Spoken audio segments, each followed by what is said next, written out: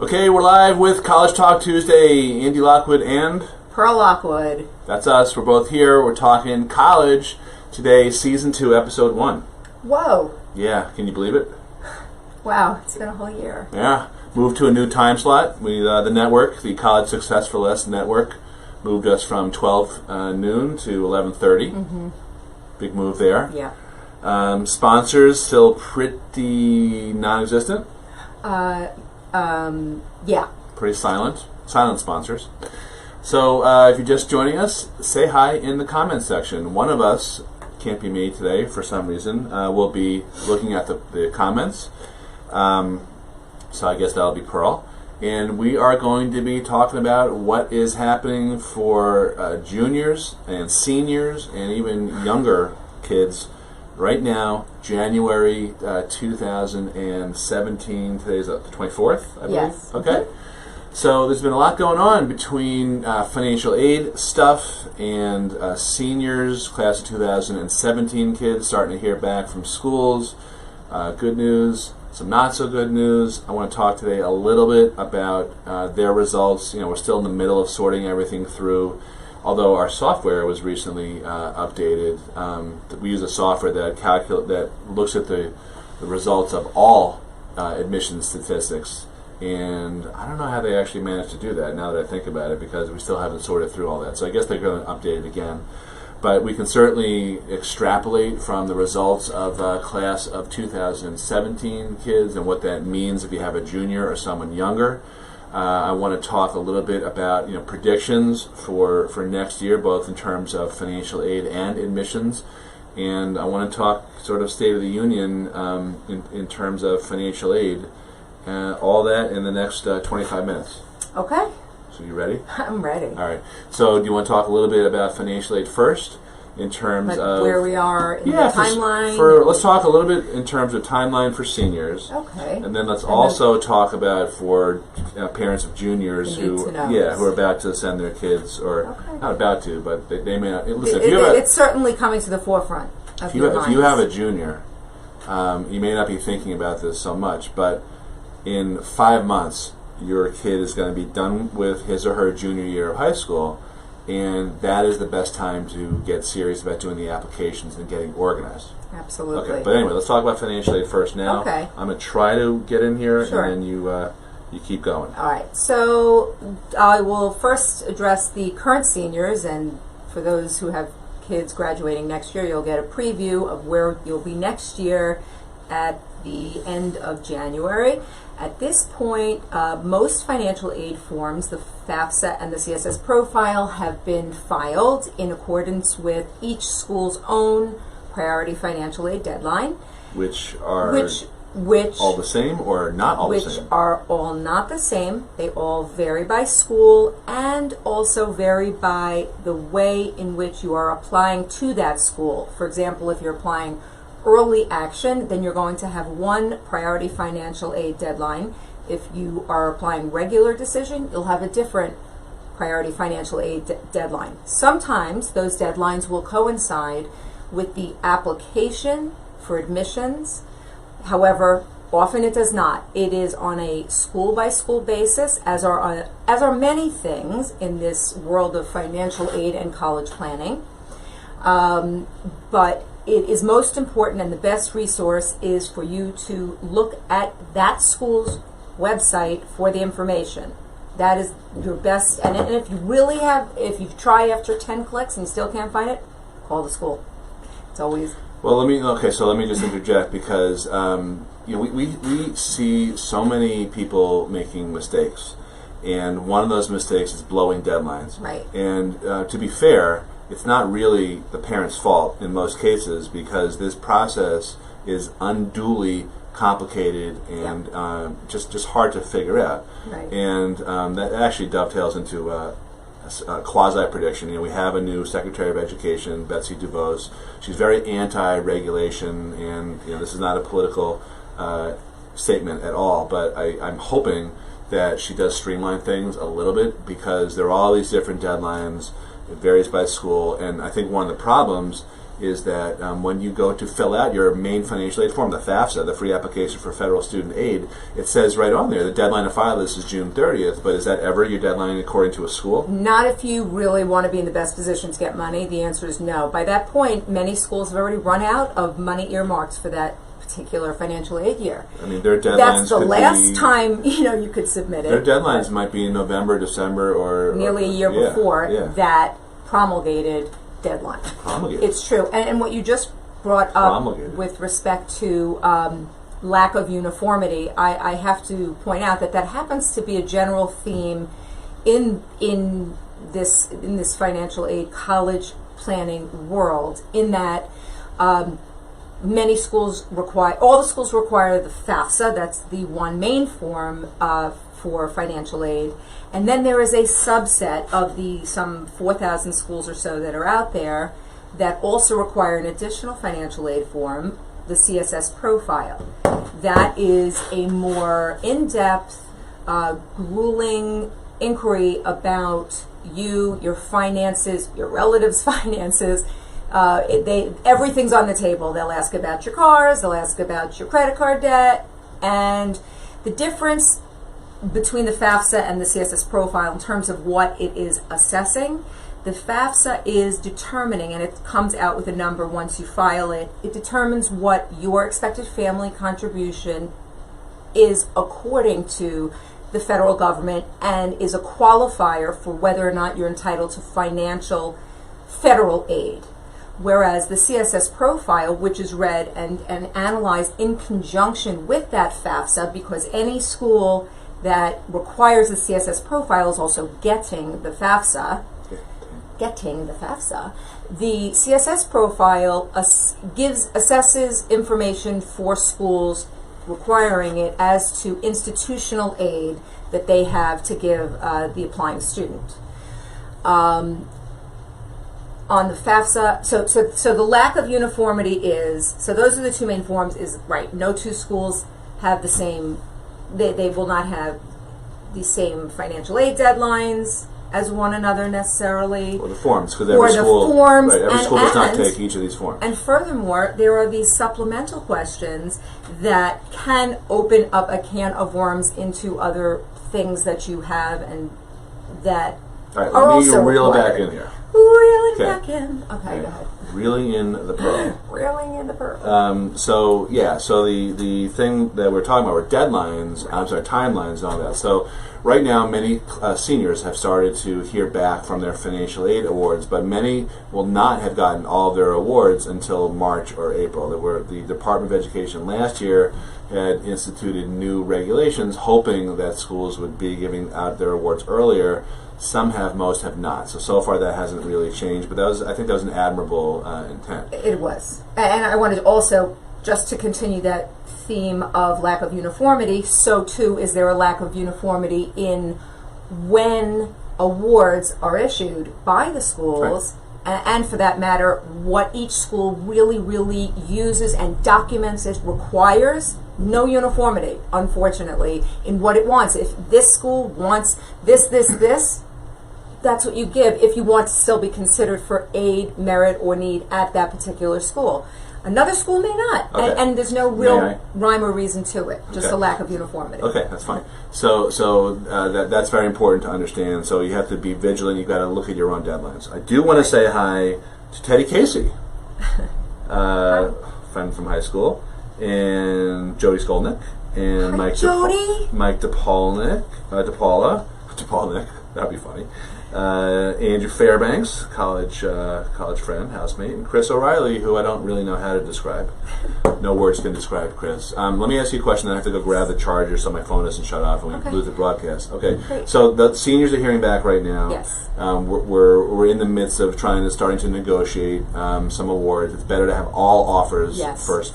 What about juniors? What about parents of juniors? What should they be doing in terms of trying to get a handle on college costs? And I will be right on back. College costs. Okay, well, I'll just give you a very brief overview of how the financial aid world works. So as I had mentioned earlier, all schools out there, if you are seeking to be considered for aid, we'll ask you to submit the Fafsa, and that is free. And then as I had mentioned, there's an additional form, the Css Profile, that about 300 or so schools will also require. 270.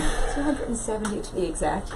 And Ish. the filing Exactly. the filing of those forms then triggers each school that you file these forms to prepare a financial aid award. Now, the big change this year to the financial aid rules is in the income year it is analyzing in rendering the award. Now, there is a prior income year that is evaluated. What that means is if you have a child that is graduating in 2018, next year, the tax year and the tax information that you are to use on your financial aid forms next year is 2016's tax return. That being said, and this is the type of thing the junior parents will want to start considering. That's true of your income, and that year is now over, and whatever that is, you're going to live and die by that year. Your assets. Perhaps Jody Skolnick, CPA, can help you. Perhaps. Who claims that she's working and listening. You guys are too cute. We think you're cute too, Jody. Well, what's not cute is if you're really just billing a client watching us. I think that's unacceptable. Jody is highly ethical. Okay, fine. Never mind. However, your assets are judged as of the day you are filing those forms. So if you have money now in various places, and you know some of it you've heard is put in better places than others in terms of qualifying you for financial aid, some counts against you heavily, some counts against you a little bit, and then there are some places you can put your money that don't count against you at all, and thereby qualifying you for even more aid than had you left it, let's say, in a spot where it counts against you more. And this is real, so we're not going to go into it because of our time constraints, but we will be, if you're on our email list, we will be doing a webinar in a couple of weeks that will go through all the financial aid rules and regulations, and more importantly, the opportunities to improve your eligibility and therefore get more money from school. So why should you have to overpay? The average discount is 48.6% currently. That's right. And that's going to continue to increase. That's another prediction that we wanted to make.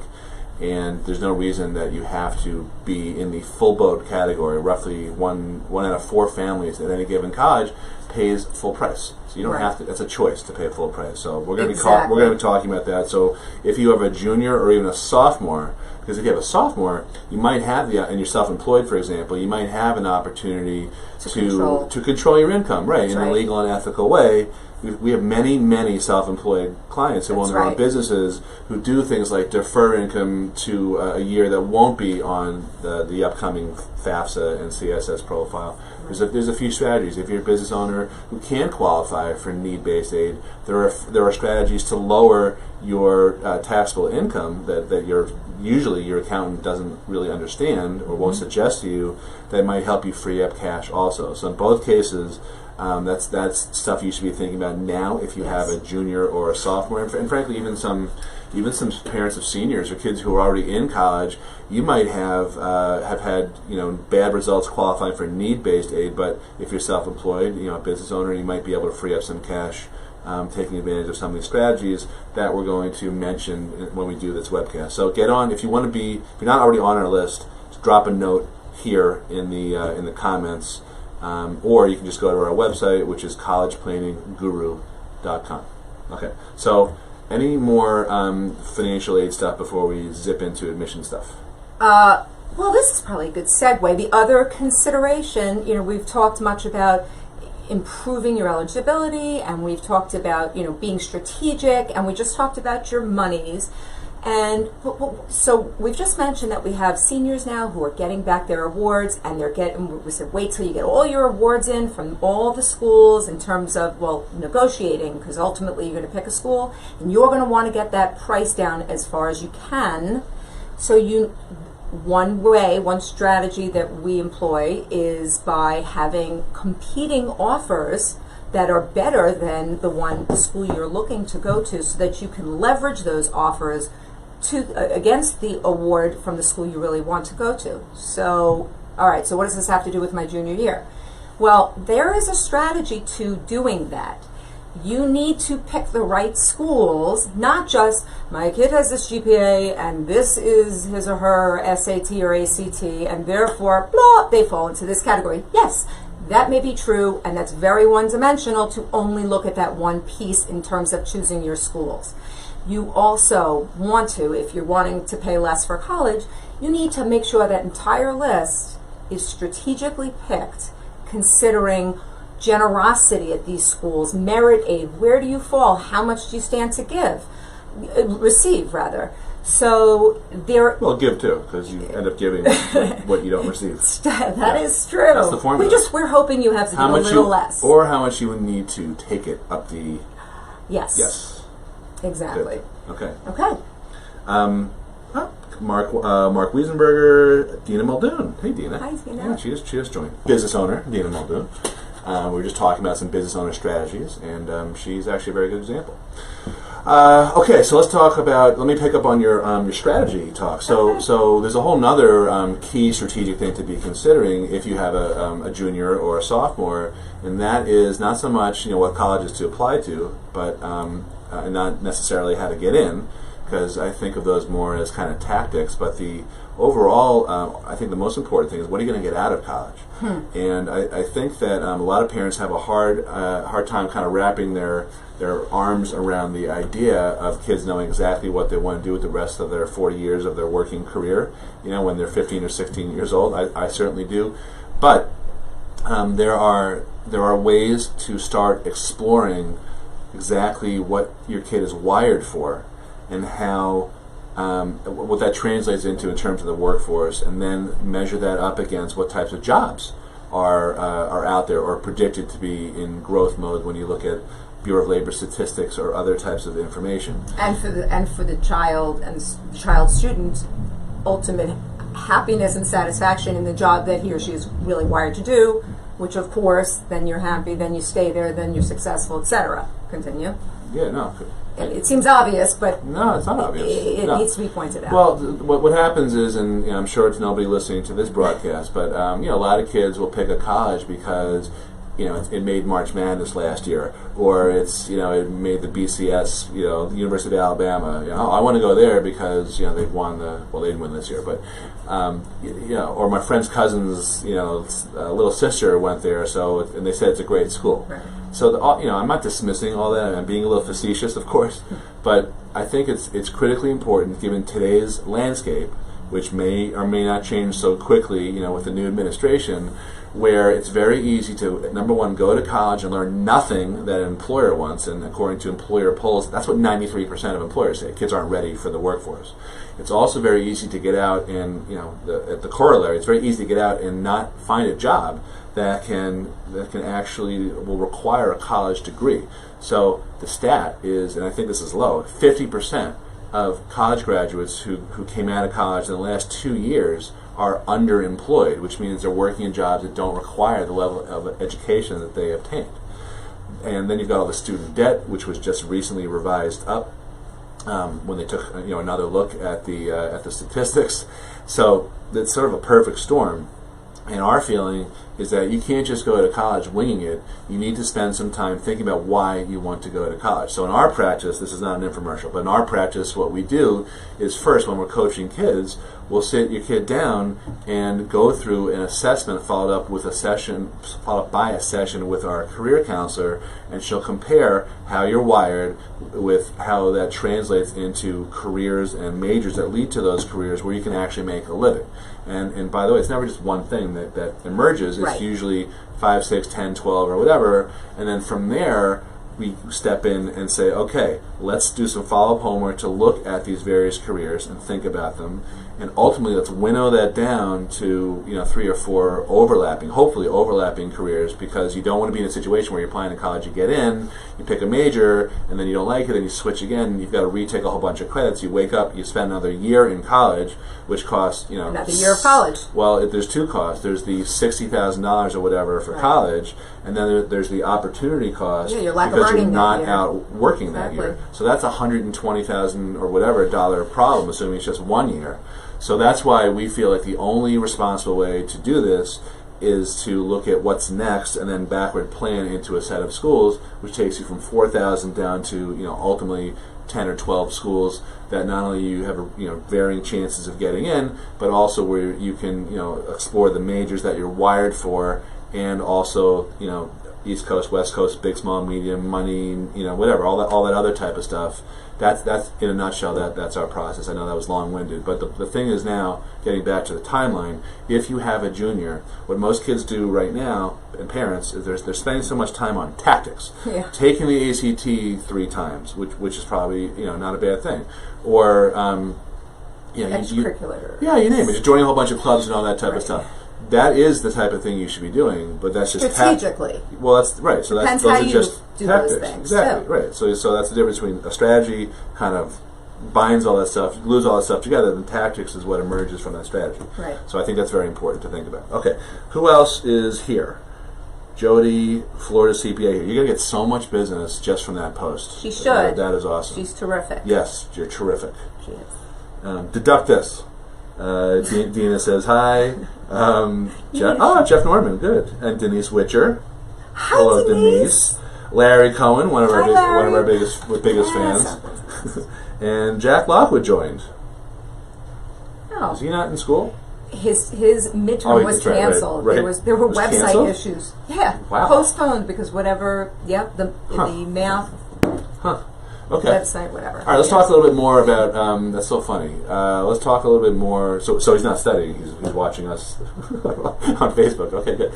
So let's talk a little bit more about some results that our clients achieved this year, which I think was, personally, we as a firm and meaning our clients collectively had a really, really good year so far. We had clients get into all these crazy schools that we worked with, that we mentored one-on-one. Harvard, Yale, MIT, Cornell, on and on and on. We also had kids get into regular state schools. I was going to say lower, but I don't really think of them that way, but easier to get into. State schools, community colleges, colleges that are in the middle of the Yales and the community colleges and everything. And again, the reason I think that they were successful is because they all went through this process of thinking about what's next and kind of backward planning. But it's really gratifying to hear, when kids get into their dream schools and the parents, get all kinds of crazy financial aid that they didn't really expect, they wouldn't have gotten. Like we've been talking about it a little bit. Julie Perellis, who's a great client of ours, who's got twins who are headed to Cornell, and it's just really fun. But I think if there's a commonality. Other than being strategic, it's also engaging in the right tactics, like you said, that need to be part of the strategy. So I've mentioned this before, so I'll be very brief. But in Julie's kids' cases, they were robotics guys and very talented musicians also, but very kind of STEM type of kids. Which when I think STEM, I don't know what you guys think, but when I think STEM, I'm thinking of kind of the geeky, dorky kids who don't make eye contact too well. And I'm over-exaggerating. Who run the world one day. Exactly, right. Who own Facebook and, right, and Microsoft. Ain't so bad. I'm thinking Bill Gates, yeah, right. So definitely not judgmental. If anything, it's judgmental in a positive way. And but let's face it, in today's uber competitive environment, where it feels like in many competitive districts, like these guys are down in Hewlett and like Roslyn and Jericho and Garden City and Greenlawn and some of these places, they're kind of out of control with kids doing ridiculous stuff in order to look good for college. And these guys, they didn't really know where to start. They're not the annoying, hey, I'm going to join every club and run for office. And they're not those types of kids. The way I describe it is I'd be talking to them about, hey, so let's talk about some extracurricular activities that can make you stand out a little compared to the other 5,000 kids who are going to be applying to Cornell. and their responses usually started out something like this. Oh, that looks very Napoleon Dynamite. Yeah, it is. That broke my spine. I'm out of character. So anyway, we went on and on for like 6 months, kind of like that, oversimplification. But ultimately, what they end up doing was something that I feel is a good lesson, a good example to go through here, which is that they end up choosing something that was already something very closely, tightly related to what they already love to do, which was robotics, as opposed to something completely different and out of character and obvious, frankly, to an admissions officer, which was they had an opportunity to teach robotics to the middle school kids that fed into their high school as a way to sort of promote the robotics program at their high school, which was pretty cool. And her mom credits me with coming up with that, and which I appreciate, but I'm not sure I really did, to be totally candid about that. But what I did come up with was, we were talking again. Okay, that's the twin. Head tilt to the other way. And I said, so guys, what happens over the summer, like when school ends, is there an outlet, some sort of opportunity for these middle school kids to continue on? And they were like, no, there really isn't. So then we drew up a plan to present to the high school to allow them to continue on with this. And they actually charged a little bit of money. They donated it to the robotics club, and that translated into not only a fulfilling and unique extracurricular activity, but their mom, who is very outgoing and a hustler in a good way, she got them press coverage in the local newspaper, which then morphed into a TV press coverage on a local cable station. So all that stuff was sent up to Cornell, and they ended up both getting in, and they got a really, really nice note and followed up by a conversation from their admissions officer saying, congratulations, really, really hard year, one of the hardest years ever, and you should be really proud of your kids' applications because they really stood out. So, yeah, and these guys, they were kind of like the underdogs. They had to step out of their comfort zone a little bit, but again, all we did was accentuate or plus what they were already doing, and that turned into something that really helped them. And I think they're in the school that they belong at. So I'm very, very happy for Matt and Andrew. So anyway, the point here is that this is the time, if you're a junior or a sophomore or younger, to be thinking about plussing or accentuating something that you're already doing, that you like doing, that's not the same thing that everyone else is doing. So in other words, something atypical. You need to stand out to be an incomparable applicant. That's really what it's about. It's not about joining the same clubs that everyone else joins.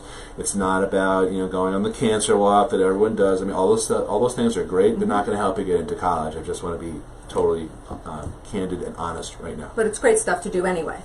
Yeah, I'm not poo-pooing it. Absolutely. Just not going to get you into college if you do the 3-on-3 autism basketball tournament. I mean, it's good, but you need a plan, and most people do plan, but sometimes people busily plan and think because they're busy or they're racing around to places for college, planning, that is putting effort into the college admissions pursuit. Yes, you need a plan, but it needs to be thoughtful. It needs to be strategic, and you may need some assistance with that to know what does it mean to be strategic. And sometimes we find that people get so mired down in the planning, and they plan so much just for the entry into college, and then it's like game over. Well, again, that same level tactics. of care and thought and more thought and care should be going into what are you getting out of this college education? What is it? Where is that going to put you for the rest of your life? Right, so we talked about that, but the rest of the story is, are you really going to fit in at this school? And you had your own experience. That's why you transferred from Skidmore to Cornell. You found that the school was not what you thought it was. Right. A couple more comments here. Jack says, our son, camera really makes you look big. He's calling you fat. Thanks. Not cool. And Mark Matza joined. Mitchell Nowak joined. Yes, hi, Mitch. Hi, Mitch. And Mark says, Pearl, you look amazing. So I think Thank you. that counterbalances Jack's awful, annoying comment. Clearly directed at you. So that's a whole nother thing. And we see this all the time. So if you're a junior, parent of junior or younger, please just keep this in the back of your mind. A lot of times what happens is kids get so infatuated or fixated on a particular school, and we saw this, I think it was at least 3 kids this summer that we heard about who, some of them hadn't even finished orientation. They were ready to come home because they regretted their choice. So putting that aside, which I think is kind of crazy, sometimes it's the I guess the reality does not match the expectations. So be objective. Try to remove the emotion out of it somehow. Stay which is in reality. Well, right. It's very hard to do that. And again, that's another one of these things that's not your fault, because the marketing from colleges is so diabolically. It's clever. Solicitous. It's solicitous, but it preys on all the emotions that you're feeling. Yeah. Like, will my kids succeed? Can I get in anywhere? Can I get money? Will they be happy here? How great are the amenities here? All this type of stuff. How exclusive is it? So they're going to have that college experience, right? And if you look through, we have a sophomore. We have 4 kids, and we have Jack, who's again not studying. He's playing around on Facebook with us right now. Second semester senior. And we have a sophomore, and we have 2 other girls, and we're going through a lot of what you're going through, which is our sophomore's getting all these mailers because he took the PSAT and he did okay on it. So he's probably got. We have a box over there in the room here, 50, so maybe 30, between 30 and 50. Solicitations, and they're all the same. And the reason they're all the same is because these colleges hire very expensive marketing firms, and they know exactly what buttons to push. Which is partially why this is a very emotional process. But if you can do your best to try to, not dismiss it, but to compartmentalize it and think about the rational side of it, you're going to be way ahead of the game, and you're not going to make bad mistakes that can lead to going to college and learning nothing, getting out, not having a job, racking up all this debt, going to default, and all those types of horrible things. Yes. Good. All right. I think we're out of time. I think we are, but the good news is we'll be back. Yes. We'll be back, and in our new time slot. We would love your questions, comments, maybe something we've said during this presentation. We'll hit you a little later. Please go on our page, throw in a comment. We'll address it if at our next show. Sometimes it's, I don't know, Facebook's just kind of weird, or maybe we don't really get it yet. Sometimes the comments get buried or whatever, but our website is in this post somewhere, collegeplanningGuru.com. Throw in a comment. Thanks a lot for watching. Please